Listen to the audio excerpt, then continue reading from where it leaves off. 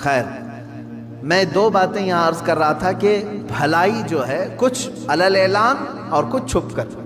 نماز با جماعت علل اعلان پڑھنے کا حکم ہے، اور زکوٰۃ علل اعلان کرنا ہے، یعنی زکوٰۃ سب کو دکھا کر کے دے. دوسری اس میں حکمت یہ بھی ہے کہ زکوٰۃ دینے سے، کھل کر کے دینے سے، جو نہیں دیتا اس کو ترغیب دلانا ہے کہ وہ بھی دے. حج کے لیے جا رہے ہو تو علل اعلان جا سکتے ہیں، لیکن اس میں ریاکاری نہیں ہونی چاہیے، دکھاوا نہ ہو کہ میں لوگوں کے لیے حج کر رہا ہوں. یہ نہیں، نیت تو اللہ کو راضی کرنے کے لیے، لیکن سب لوگوں کی نظروں کے سامنے سے جاؤ تاکہ تمہیں مرنے کے وقت کوئی یہ نہ کہہ دے کہ مال تھا پھر بھی حج کیے بغیر چلا گیا. تم سب کے سامنے حاجی رہو، مومنین تمہارے بارے میں اچھا گمان رکھیں. یہ وہ نیکیاں ہیں جن کو علل اعلان کرنے کا حکم ہے، اور کچھ وہ ہیں جو چھپا کر کے کرو. مثال کے طور پر آپ کچھ نفل روزے رکھتے ہیں تو یہ ضروری نہیں کہ ہر ایک کو بولتے پھریں کہ میں ہفتے میں اتنے روزے رکھتا ہوں، مہینے میں اتنے روزے رکھتا ہوں. وہ تمہارے اور تمہارے رب کے درمیان راز ہے. یہ روزے چھپ کر کے کرو. کچھ خیرات ایسی ہیں جسے چھپا کر کے دینا افضل ہے. زکوٰۃ کی بات نہیں کر رہا ہوں، زکوٰۃ دکھا کر کے دینا افضل ہے. صدقہ اور خیرات جو غریبوں کی مدد کے لیے دوسرے اوقات میں آپ کرتے ہیں، اسے دکھا کر کے نہیں، چھپا کر کے دینا افضل ہے. وہ بھی نیکی ہے، وہ بھی نیکی، دونوں نیکیاں ہیں، لیکن بعض میں چھپانا ہے، بعض میں ظاہر کرنا ہے. اس طرح بہت ساری نیکیاں ایسی ہیں جو نفل ہیں، اور نفل کو دکھا کر کرنے کا حکم نہیں ہے، چھپا کر کے کریں. عزیزہ نگرامی وقار، یہاں سے یہ بات پتہ چلی کہ برائی کو علل اعلان کرتے ہو تو اللہ ناپسند کرتا ہے. برائی کو اگر علل اعلان کرتے ہو اللہ ناپسند کرتا ہے، لیکن بھلائی علل اعلان کرو یا چھپا کر کرو، دونوں اللہ کو پسند ہے، دونوں اللہ کو پسند ہے. اب یہاں پر ایک اور بات، مسئلہ میں بتا دوں. نماز چھوڑنا گناہ ہے کہ نہیں ہے؟ سب کو معلوم ہے حرام ہے، بلکہ کبیرہ گناہ ہے. نماز ترک کرنا صغیرہ گناہ نہیں، چھوٹا گناہ نہیں، کبیرہ گناہ ہے. گناہ کبیرہ، بڑے گناہوں میں اس کا ذکر آیا ہے.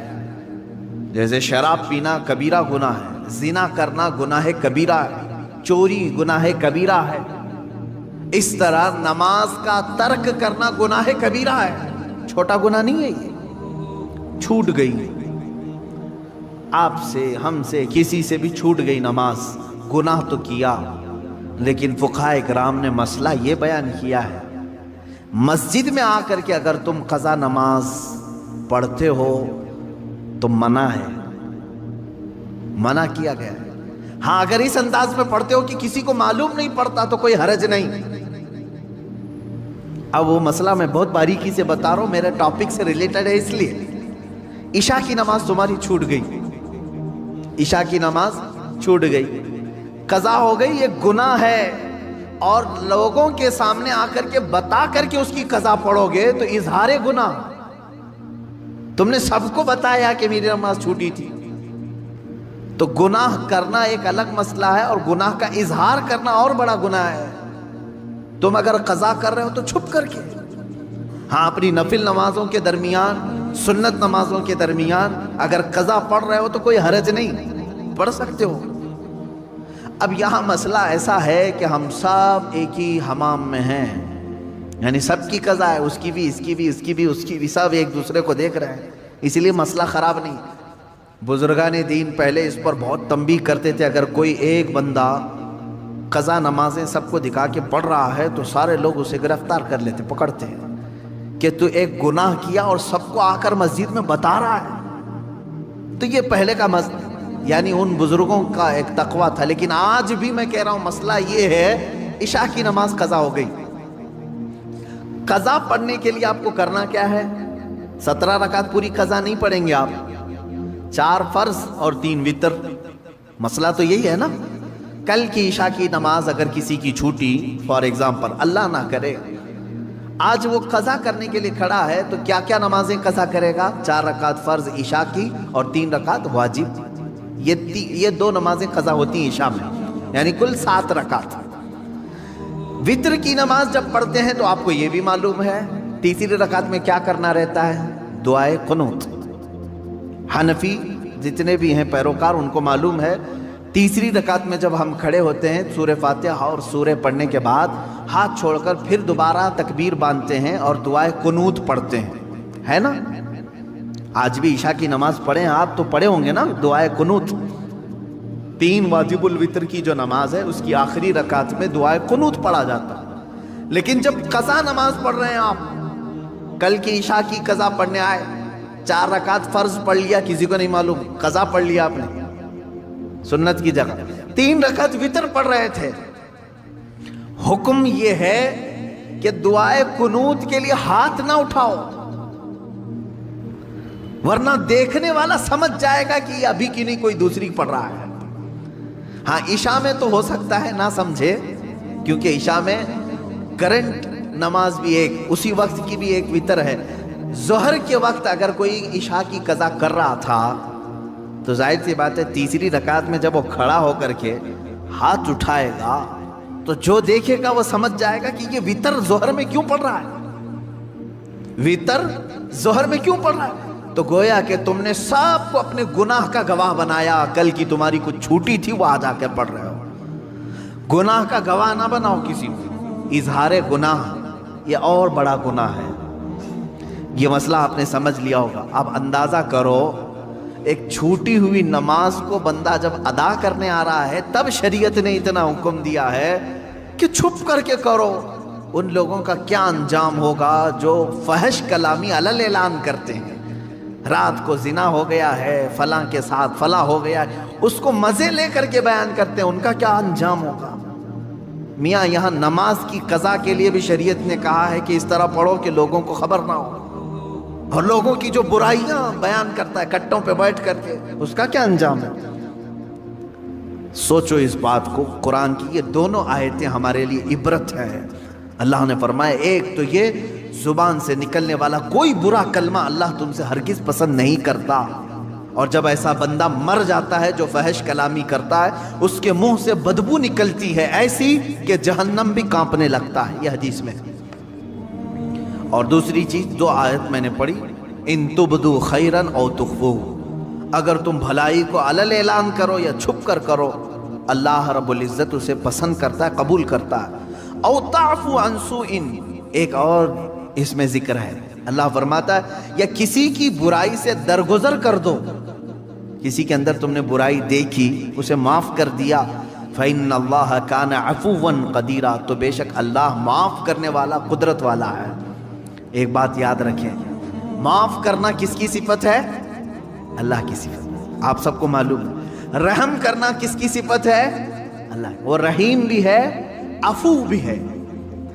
یہ 2 عادتیں اگر بندہ اپناتا ہے، بندے کے اندر اگر رحم آیا کسی کے دل کے کسی کے لیے، اور کسی کو دیکھ کر کے بھی اس نے معاف کر دیا، اس پر ایک روایت ہے اللہ رب العزت فرماتا ہے اس بندے کو عذاب دینے میں مجھے حیا آتی ہے کہ رحم میری صفت ہے، عفو میری صفت ہے، میرا بندہ ہو کر یہ رحم کر رہا ہے اور عفو کر رہا ہے، تو اللہ رب العزت اسے عذاب سے بری کرتا ہے جو معاف کرنے کی اپنے اندر چھمتا رکھتا ہے یا طاقت رکھتا ہے۔ معاف کرنے کا جذبہ جس کے اندر ہے وہ معاف کیا جائے گا۔ حضور اکرم صلی اللہ علیہ وسلم کی مشہور حدیث ہے، من لا یرحم لا یرحم، جو کسی پر رحم نہیں کرتا قیامت کے دن اس پر بھی رحم نہیں ہوگا۔ یہ سمجھ کر کے چلو، تم پر بھی رحم نہیں کیا جائے گا۔ ہاں رحم کرنا اور معاف کرنا اگر کسی کی عادت ہے، امید رکھے کہ اللہ بھی اس پر رحم کرے گا اور اسے معاف بھی کرے گا۔ آپ اپنے رب سے اپنے متعلق جیسی امید رکھتے ہیں ویسی بندوں کے ساتھ بھی کریں۔ مثال کے طور پر 100 گناہ ہو گئے میرے، 100 گناہ ہو گئے، اللہ سے تم کیا امید رکھتے ہو؟ اللہ رب العزت سے تمہاری امید یہی ہے کہ میرا مولا مجھے معاف کرے گا، ہے کہ نہیں؟ تم اپنے متعلق تو یہ امید رکھتے ہو، لیکن تمہارے ساتھ جب کسی نے ایک بھی برائی کر دی اور 9 اچھائیاں کیا ہے، 10 میں سے 9 اچھائیاں کیا، 1 برائی کی، تم اس کو معاف کرنے کی طاقت نہیں رکھتے؟ یہ نہیں سوچتے کہ اس کے پاس 9 اچھائیاں تھیں میرے ساتھ، 1 برائی ہو گئی ہے، معاف کر دو اس کو۔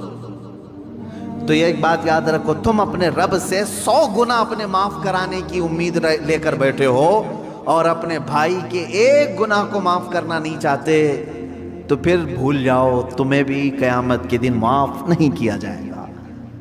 اب ایک حدیث میں سناتا ہوں معاف کرنے کے متعلق، یہاں آئی ہے، اس لیے ہمارے معاملات ہوتے ہیں ایک دوسرے کے، مرنے سے پہلے امت مصطفیٰ کو معاف کر کے مرو،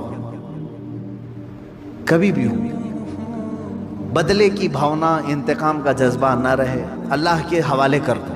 میرے ساتھ جس نے بھی جو کچھ بھی کیا، اللہ تو منتقم حقیقی ہے، تو ہی دیکھ لے، اپنے معاملات چھوڑ دو اللہ کے اوپر۔ اور رہی بات کسی نے کچھ کیا ہے تو معاف کر دو، جب تم معاف کر کے مرو گے تو ہو سکتا ہے تم نے بھی کسی کو ٹھیس پہنچایا ہوگا، یا زبانی یا ہاتھ سے، کسی بھی طرح سے، ان کے بھی دل زخمی ہوں گے کسی نہ کسی کے۔ اب یہ رب تعالیٰ اپنے ذمہ کرم پر لیتا ہے، ان کے دلوں کو نرم کرتا ہے، وہ بھی تمہیں معاف کر دیتے ہیں جب تم معاف کر کے دنیا سے جاؤ گے۔ میں حدیث بتا رہا تھا، حدیث یہ ہے، 2 بھائیوں میں تکرار ہوئی، جھگڑا ہوا، ایک دوسرے سے دونوں کا کچھ نہ کچھ مباحثہ ہوا، اور تکرار کے بعد دونوں الگ ہوئے، جھگڑے کے بعد، لیکن ان میں سے ایک بھائی معافی مانگنے کے لیے آیا دوسرے کے پاس۔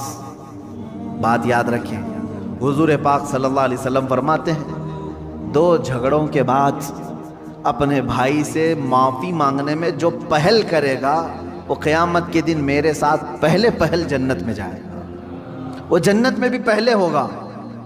یہی بات تو حضرت امام حسن اور امام حسین کے درمیان حضرت فاطمہ نے کہا تھا، دونوں چھوٹی عمر کے تھے، 6 سال یا 5 سال، دونوں میں کچھ تکرار ہوئی، بچپنے کی بات، لڑ کر کے آئے سیدہ زہرا سلام اللہ علیہا کے پاس۔ آپ کے پاس جیسی آئے تو انہوں نے کہا، ایک جملہ یہ کہا، بیٹا مجھے معلوم نہیں کس کی غلطی ہے، کس کی خطا ہے۔ ماں فاطمہ تو زہرا رضی اللہ تعالیٰ عنہا فرما رہی ہے، مجھے یہ نہیں معلوم، لیکن ایک بات یاد رکھ لو کہ دونوں کے تکرار سے، دونوں کے جھگڑوں سے کہیں اللہ دونوں سے ناراض نہ ہو جائے، دونوں رونے لگے، کچھ بھی ہو جائے لیکن مولا ہمارا نہ روٹھے۔ تو حضرت فاطمہ نے کہا، میں نے اپنے ابا جان سے حدیث سنی ہے، جو معافی مانگنے میں پہل کرتا ہے، جو معافی مانگنے میں پہل کرتا ہے وہ جنت میں بھی پہلے جائے گا۔ ابھی یہ جملہ مکمل نہ ہونے کو تھا، امام حسین چھوٹی عمر کے تھے، دوڑ کر کے حضرت امام حسن کے پاس گئے، کہا برادر محترم جو کچھ بھی ہوا ہماری تکرار، ہمیں معاف کر دیں۔ اب دوسرے بھائی کا کیا مقام ہے یہ بھی حدیث پاک سے سن لیں۔ معاف کر دیا تو خیر ہے، تم نے معاف کر دیا، کوئی تم سے معافی مانگنے کے لیے آیا، معاف کر دیا۔ آج بہت سارے ڈھیٹ لوگ بیٹھے ہوئے ہیں، بہن آئی ہے منانے کے لیے بھائی کو، نہیں مانتا میں، چل تو نے میرے ساتھ ایسا کیا ویسا کیا، پرانی باتیں یاد کی۔ بھائی آیا ہے، اس کے گھر میں شادی ہے، چلو بھیا آ جاؤ، نہیں، پرانے گڑے مردے نکال کر کے بھائی کو رخصت کر دیا، ہم تجھے معاف نہیں کریں گے، زندگی بھر معاف نہیں کریں گے۔ وہ لوگ بھی سن لیں، تمہاری ذمہ داری تھی معافی مانگنے کی، تم معافی مانگ لیے، بہت اچھا کیے، کیونکہ پہلے جنت میں جاؤ گے۔ اب جس کے پاس گئے تھے معافی مانگنے کے لیے، اس نے نہیں معاف کیا، میرے آقا صلی اللہ علیہ وسلم کی حدیث ہے، حضور فرماتے ہیں کل قیامت کے دن وہ میری شفاعت کے قریب بھی نہ آئے۔ حضور نے فرمایا میری شفاعت کے قریب نہ آئے جو اپنے بھائی کو معاف نہیں کرنا چاہتا۔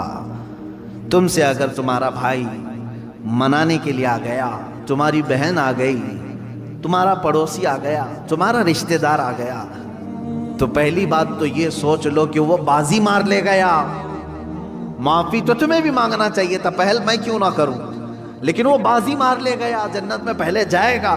اب اگر تم نے معاف کر دیا تو خیر ہے، نہیں معاف کرا تو کل قیامت کے دن شفاعت رسول سے بھی محروم ہو جاؤ۔ اب رسول اگر شفاعت نہ کریں کس کے پاس جاؤ گے؟ وہاں تو آدم علیہ السلام سے لے کر عیسیٰ علیہ السلام تک ہر کوئی کہہ رہے ہیں اذهبوا الی غیری، جاؤ میرے علاوہ کسی اور کے پاس جاؤ. کس کے پاس جاؤ گے؟ اگر نبی بھی منع کر دیں جاؤ تمہاری شفاعت میرے پاس نہیں.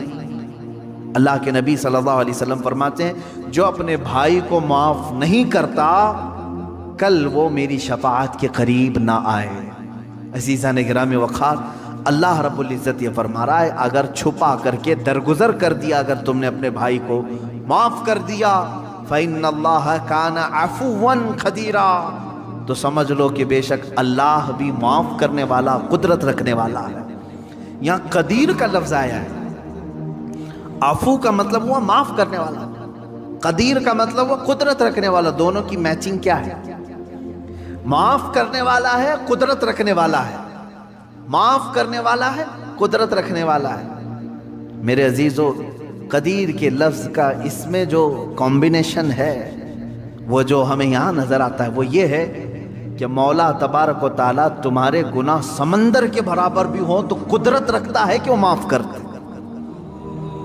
یہ قدرت ہے اس کی کہ وہ قدیر ہے. یہاں تک کہ ایک شخص آیا حضور اکرم صلی اللہ علیہ وسلم کی بارگاہ میں، اس نے کہا اے رسول پاک میرے گناہ بہت زیادہ ہو گئے، بہت زیادہ ہو گئے، کیا میری معافی ہو سکتی ہے؟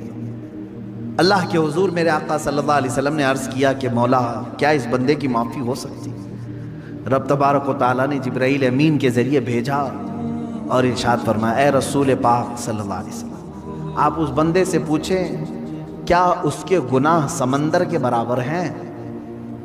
حضور صلی اللہ علیہ وسلم نے اس سے پوچھا کہ اللہ تعالیٰ نے یہ سوال کیا ہے تجھ سے؟ اس نے کہا نہیں، اس سے بھی زیادہ ہیں، اس سے بھی زیادہ ہیں. رب تبارک و تعالیٰ نے پھر فرمایا اے حبیب اس سے پوچھے پوری دنیا کے درختوں کے پتوں کے برابر ہیں اس کے گناہ؟ حضور نے جب یہ پوچھا تو اس نے کہا اس سے بھی زیادہ ہیں، اس سے بھی زیادہ ہیں. رب تبارک و تعالیٰ نے فرمایا اے رسول اس سے پوچھ لیں زمین و آسمان کے بیچ میں جتنا خلا ہے کیا اتنے گناہ ہیں اس کے؟ حضور صلی اللہ علیہ وسلم نے اس سے سوال کیا رب تعالیٰ تجھ سے یہ پوچھ رہا ہے، تو بندہ کہتا ہے شاید اس سے بھی زیادہ ہوں گے، میرے گناہ شاید اس سے بھی زیادہ ہوں گے. اب رب تبارک و تعالیٰ فرماتا ہے اے رسول اس سے فرما دے چاہے جتنے بھی گناہ ہوں گے میری رحمت سے تو زیادہ نہیں، میری رحمت سے بھی زیادہ ہے. اب رسول کریم صلی اللہ علیہ وسلم نے اس بندے سے پوچھا رب تعالیٰ اب تجھ سے یہ پوچھ رہا ہے، تو نے کہا تیرے گناہ سمندر سے زیادہ، پتوں سے زیادہ، زمین و آسمان کی خلا سے زیادہ، کیا تیرے گناہ رب کی رحمت سے بھی زیادہ ہے؟ وہ رونے لگ گیا، کہا اے اللہ کے رسول اللہ رب العزت کی رحمت بے کراں ہے، بے حساب ہے، میرے گناہ اس کی رحمت کو کہاں لگیں گے؟ تب رب تعالیٰ نے فرمایا اے رسول اس سے فرما دیں تیرا رب قدیر ہے، قدرت رکھتا ہے، یہ بڑے گناہوں کو بھی معاف فرما سکتا ہے. تو وہ قدیر کا معنی ہے گناہ بخشے جا سکتے ہیں، لیکن ایک بات یاد رکھیں ایمان پہ موت ہو شرط ہے. ایمان پہ اگر موت ہو تو اللہ عفو و قدیر ہے. آگے کی جو آیت ہے وہ ٹاپک سے تھوڑی ہٹ کر کے ہے، یہاں سے دوسری باتیں چل رہی ہیں. اللہ رب العزت نے فرمایا بے شک وہ لوگ جنہوں نے اللہ اور اس کے رسول کو نہیں مانا یا کفر کرتے ہیں، نہیں مانتے اور یہ چاہتے ہیں کہ اللہ اور اس کے رسول کے درمیان جدائی پیدا کریں، اور کہتے ہیں کہ بعض پر ایمان لاتے ہیں بعض کو انکار کرتے ہیں، اور چاہتے ہیں کہ ایمان و کفر کے بیچ میں کوئی راستہ نکال لیں. اللہ فرماتا اولئک هم الکافرون حقا، یہ ٹھیک یہی اصل کافر ہے. آیت کا لب لباب میں بتا دوں، خلاصہ اللہ تعالیٰ نے یہاں پر 3 لوگوں کی مذمت فرمائی، اس میں سے ایک آدمی کی میں بات کر رہا ہوں. ایک ایمان ہے لا الہ الا اللہ، اللہ کے سوا کوئی معبود نہیں. میرے عزیزو یہ دن ہے. ایک طرف کفر ہے، کروڑوں خدا ہے، یہ بھی خدا یہ بھی خدا یہ بھی خدا. یہ رات ہے، مجھے بتاؤ یہ 2 اپوزٹ چیزیں مل سکتی ہیں؟ ایک کہہ رہا ہے کوئی خدا نہیں سوائے اللہ کے، ایک کہہ رہا ہے ہر ایک خدا ہے. اپوزٹ چیزیں ہو گئی. ایمان اور کفر مل سکتے ہیں، دونوں کا ملاپ ہو سکتا ہے، لیکن کچھ لوگ چاہتے ہیں کہ ان کے بیچ میں ایک راستہ نکال لیں. انہی کے بارے میں قرآن کہتا ہے. اللہ تعالیٰ فرماتا یریدون ان یتخذوا بین ذلک سبیلا. کچھ لوگ ایسے ہیں جو چاہتے ہیں ان کے اور ان کے بیچ میں ایک راستہ نکال لیں. یہ لوگ کون ہیں؟ وہ بعض اسلام کو بھی ایکسیپٹ کرنا چاہتے ہیں اور بعض کفر کو بھی قبول کرنا چاہتے ہیں. یہ بھی تھوڑے اچھے ہیں، یہ بھی تھوڑے اچھے ہیں. ان کی یہ چیزیں ہم نہیں لیں گے، ان کی یہ چیزیں ہم نہیں لیں گے. دونوں کو ملا کر کے تم مکسچر ایک راستہ بنانا چاہتے ہو. یہ کون لوگ ہیں مولا؟ رب تعالیٰ فرماتا اولئک هم الکافرون حقا. حقیقت میں تو بڑے کافر یہ ہیں جو باؤنڈری کو پاٹ رہے ہیں، بیچ کی باؤنڈری کو ہٹا رہے ہیں. یہ حقیقت میں بڑے کافر ہیں. اللہ فرماتا وَأَعْتَدْنَا لِلْكَافِرِينَ عَذَابًا مُهِينًا. رب تعالیٰ فرماتا ہم نے کافروں کے لیے ذلت کا عذاب تیار رکھا ہے. میرے عزیزو، اس میں ہونا کیا چاہیے؟ دیکھیں بعض لوگوں کو ایسا لگے گا کہ یہ کسی سے بھی ملنے کی بات نہیں کرتے. کیوں نہیں؟ آپ ملے، سارے لوگوں سے ملے. دنیا میں جتنے ریلیجنز ہیں سب سے ملے آپ. یہودی، عیسائی، ہندو، جو کچھ بھی ہیں سب سے ملے. اخلاق تم اپنے دکھاؤ ان کو. لیکن میں جس چیز کی بات کر رہا ہوں وہ یہ ہے کہ اپنے اخلاق کے ساتھ دوستی رکھی جا سکتی ہے، لیکن ہر عقیدے کو ایکسیپٹ نہیں کیا جاتا. ہر ایک چیز کو ہم اپنے رنگ کو ایسا نہ بدلیں جس کو محاورے میں کہا گیا کوا چلا ہنس کی چال، اپنی چال بھول گیا. کوا جو ہے وہ سوچتا ہے ہنس کی طرح میں بھی چل کر کے دیکھوں. بعد میں ہوتا کیا ہے، وہ پریکٹس کرتے کرتے وہ ہنس کی طرح بھی نہیں چل پا رہا ہے اور اصلی کوا بھی نہیں رہا، بیچ کا ہو گیا. اس کو اپنی چال ہی ختم، بھول گیا. اسی طرح کچھ لوگ ایسے ہیں جو سوچتے ہیں نہیں ہم سیکولر ہیں، ہم بیچ والے ہیں، ہم پورے مسلمان بھی نہیں بننا چاہتے، ہم پورے وہ بھی نہیں. وہ درمیان میں آ کر کے ان کو بعد میں یہ بھی بھول جاتے ہیں کہ ہم تھے کیا اصل. وہی کوے ہیں جو اپنی چال بھول گئے. اسی لیے کہا گیا ہے اللہ رب العزت نے تمہیں جس فطرت میں پیدا کیا ویسی ہی رہو، ویسی ہی رہو. اب اس کو ایک میں دوسری مثال بتا دوں. ایک بندہ ایسا ہے کتوں سے بہت پیار کرتا تھا، کتے اسے اچھے لگتے تھے. یہ تھا انسان لیکن کتوں سے اسے پیار تھا. تو اس نے یہ سوچا کہ میں تھوڑا انسان رہوں، تھوڑا کتا بن کے رہوں. تو وہ کتوں کے ساتھ جاتا رہا، تھوڑا چار پیر سے چلتا رہا، دونوں ہاتھ زمین پہ رکھنا اور گھٹنوں کے بل چلتا رہا. کتے جیسا منہ ہلاتے ہیں ویسا ہلاتا رہا، کیونکہ اسے پیار تھا. اور تھا کیا؟ انسان. وہ کتوں سے پیار کی وجہ سے تھوڑا کتا بننے کی کوشش کرتا رہا، لیکن بہت دن وہ پریکٹس کر کر کے اس کی حالت ایسی ہو گئی کہ کتا تو بن نہیں سکا، کیونکہ نہ دم آئی نہ کان نکل پائے، کچھ نہیں ہو سکا، کتا نہیں بن سکا. لیکن اب سیدھا چلنے کی کوشش کر رہا ہے تو وہ بھی نہیں آ رہا ہے. یہ بھی تذکرہ ہے بزرگوں کی کتابوں میں موجود ہے. اب وہ سیدھا چلنے کی کوشش کر رہا ہے انسانوں کی طرح، وہ بھی نہیں ہو پا رہا ہے اس سے، کیونکہ بہت دن پریکٹس کیا کتا بننے کی. تو کیا ہوا؟ نہ انسان بن کر کے رہا نہ کتا بن کر کے. یہ کون سی تیسری مخلوق بن گئی، ایک الگ ہی بن گیا. یہی قرآن کہتا ہے کہ کچھ لوگ یہ چاہتے ہیں کہ بیچ کا راستہ نکالیں. میاں کاہے کا بیچ کا راستہ؟ کیا اسلام میں کوئی چیز کمی رہ گئی تمہیں؟ جو اکبر بادشاہ نکالنے کی کوشش کیا تھا، دونوں کو میچ کر کے ملا کر کے ہم ایک نیا دین تیار کریں گے، نیا مذہب تیار کریں. یہ بھی ہم کو چاہیے، یہ بھی ہم کو چاہیے، دونوں کو ملا کر کے. اکبر نے جو دین نیا شروع کیا تھا، اکبر بادشاہ، وہ مرتد ہو کر کے مر گیا بیچارہ. وہ وزیروں کی سن کر کے اس نے کیا کیا تھا؟ دونوں کو میچ کرتے ہیں. مسجد میں اذان کی بجائے سیپ بجائیں گے تاکہ وہ بھی راضی رہیں گے. نماز پڑھو تم، لیکن ممبر پر مورتی بھی رکھی جائے گی. دونوں چیزیں رہیں گی. میچ کر کے دونوں کو بیچ کا راستہ نکالنے کی کوشش کیا اور وہ بیچ کا بن کر کے رہ گیا. میرے عزیزو، یہ بات یاد رکھو، اللہ نے تمہیں جس فطرت میں پیدا کیا ہے اسی فطرت میں کامل بن کر کے رہو. اسی میں تمہاری عزت ہے، اسی میں تمہاری عزت ہے۔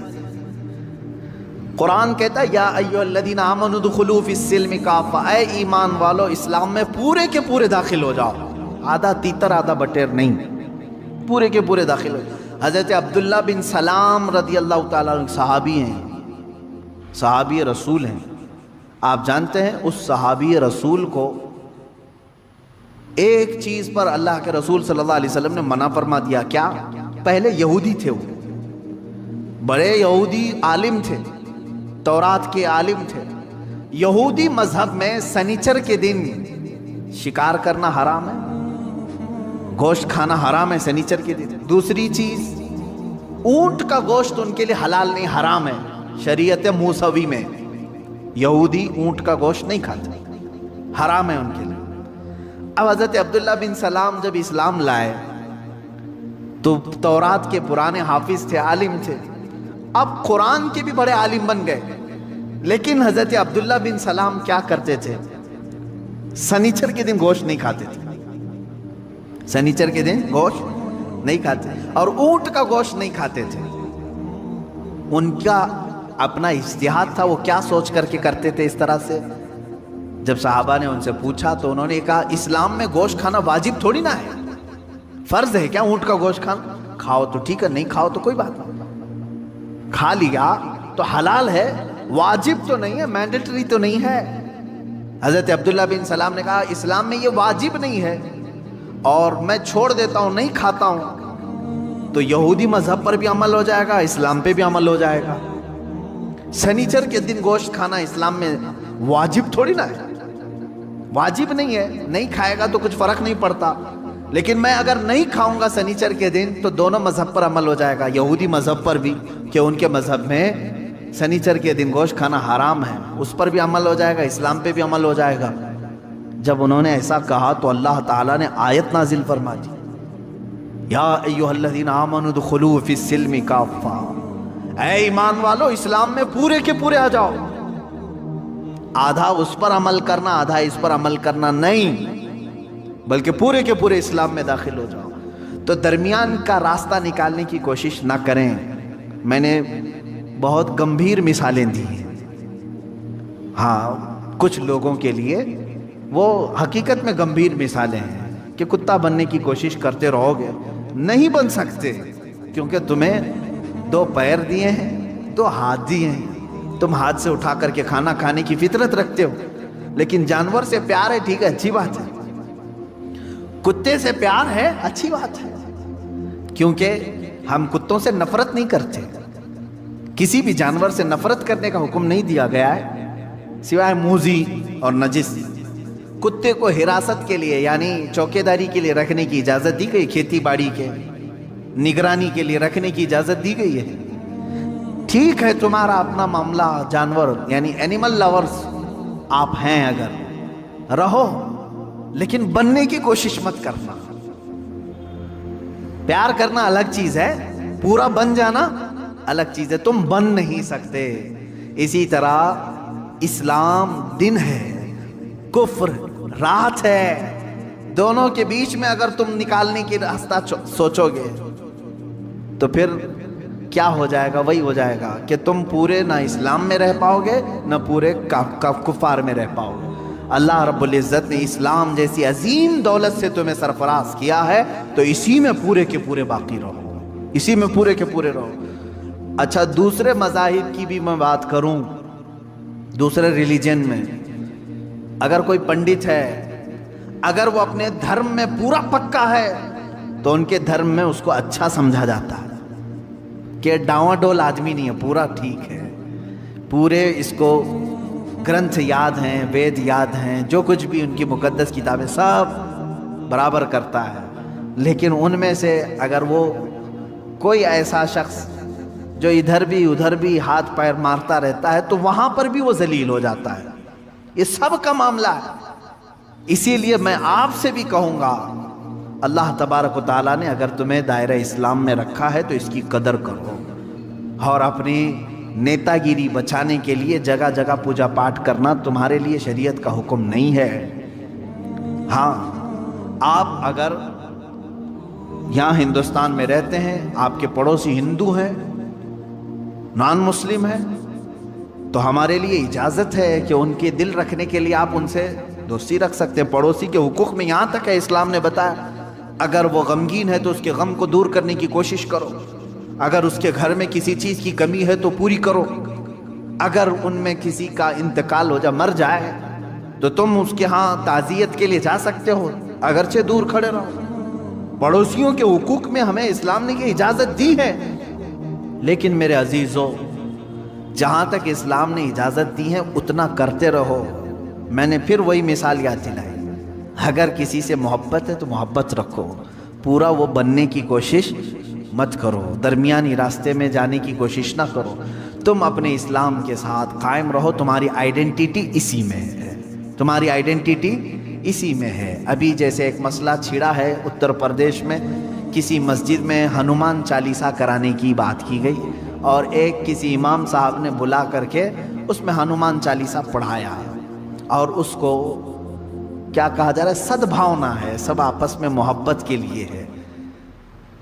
کیا میں یہ پوچھنا چاہتا ہوں، سدبھاونا ایک طرف سے ہونی چاہیے؟ اگر مسجد میں کوئی ہنومان چالیسا کر رہا ہے تو کیا کوئی پنڈت اجازت دے گا کہ رام مندر جو بنا رہے وہاں ہم بھی پہلی اذان دے دیں، قرآن کی تلاوت کرے؟ کیا یہ سدبھاونا کی فکر ہر ایک کو ہے؟ نہیں ہے تو چھوڑو، ہم دعوت کہاں دے رہے ہیں آپ کو؟ آپ اپنی مندر میں پوجا کرو، سارے ہون کرو، ساری چیزیں تمہارے مقدسات جتنے اس پر عمل کرتے رہو۔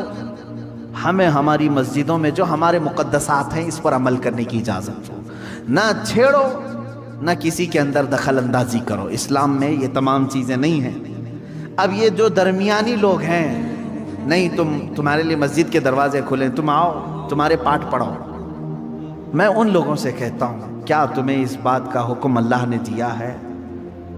تم کو کس نے کہا ہے؟ اللہ کا گھر ہے یہ، تمہارے باپ کا گھر نہیں، رب تبارک و تعالیٰ کا گھر ہے، اس کے قانون کے مطابق ہی عمل ہو۔ میں کسی ہنومان چالیسے کے متعلق یہ نہیں کہہ رہا کہ وہ کیا ہے، واللہ اعلم۔ اگر ہندو اس کو مقدس سمجھتے ہیں اور پڑھتے ہیں تو جہاں من کرے وہاں پڑھیں، اپنی عبادت گاہوں میں پڑھیں، ہم خلل اندازی کبھی نہیں کریں گے، کیونکہ اسلام یہ کہتا ہے جو جس دین سے وابستہ ہے اس کو رہنے دو۔ قرآن پاک میں لا اکراہ فی الدین، دین میں کوئی زبردستی نہیں، زبردستی ہم پکڑ کے لائیں گے بھی نہیں آپ کو، آپ کی اپنی مرضی، یہ ہر انسان کی اپنی مرضی سے وہ اپنا دین اور اپنا مذہب اختیار کرتا ہے۔ لیکن میں یہاں یہ کہنا چاہتا ہوں کہ جو لوگ اس طرح کی حرکتیں کرتے ہیں وہ تیسرے آدمی بن جاتے ہیں، بیچ کے آدمی نہ بنو، اچھے لوگ نہیں ہوتے بیچ کے، یعنی بعض جگہ بیچ میں ہونا اچھا ہے، بعض جگہ بیچ میں ہونا بہت برا سمجھا جاتا ہے۔ اس طرح سے اسلام میں ہو تو پورے اسلام میں رہو، اگر کوئی عیسائی ہے تو وہ اپنی پوری عیسائیت کو فالو کرے، ہمیں اس سے کوئی اعتراض نہیں، کوئی ہندو ہے تو اپنے ہندوازم کو پورا فالو کرے، ہمیں اس سے کوئی اعتراض نہیں، تمہاری اپنی مرضی۔ لیکن جو لوگ اس طرح کی حرکتیں کرتے ہیں وہ کہیں کے نہیں رہ جاتے، قرآن نے یہی کہا، یہی ٹھیک ٹھیک کافر ہیں، یہی لوگ کافر ہیں۔ اللہ رب العزت ایسے درمیانی لوگوں سے ہماری حفاظت فرما ہے۔ اللہ تعالی ہمارے دلوں میں قوت ایمان کو راسخ کر دے کہ ہم ایمان پر ہی جمے رہیں اور ایمان پر ہی ہماری موت آئے۔ اللہ تعالیٰ نے ہمیں جس مذہب مقدس پر زندگی دیا ہے، اے کریم خدا اسی مذہب مقدس پر ہماری آخری سانس عطا فرما۔ وآخر دعوانا الحمدللہ رب العالمین۔